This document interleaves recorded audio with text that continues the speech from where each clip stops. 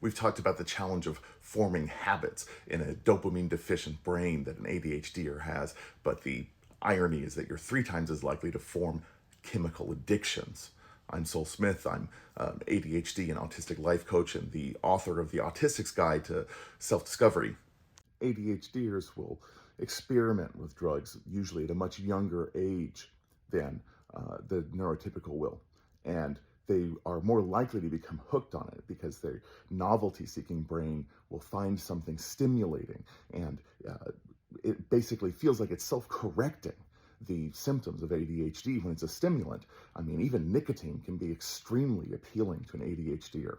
Then it doesn't even have to be a stimulant. A depressant is amazing for an ADHDer as well. It's like being able to manage your brain chemicals, being able to adjust your own volume, essentially. And initially, this is like discovering magic. This is like being able to self-medicate, and it feels wonderful. This contributes to an ADHDer's unemployment challenges. This contributes to an ADHDer's lower life expectancy. This contributes to all sorts of problems. And you know what something is that can actually mitigate a lot of this risk? ADHD medication, when used properly, research has shown, can actually make it where you're much less likely to be hooked on drugs, to be chemically dependent. And yet people approach them with such suspicion. They're one of the most heavily researched classes of prescription medication out there. And I'm not giving you medical advice here. I'm giving you research advice. Come on, people! Like, look at the research.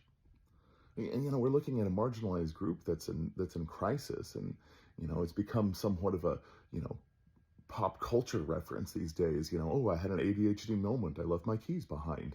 And we want to building a life that we want to be in, that we don't want to escape from, that we don't have to constantly manage with chemicals from the outside.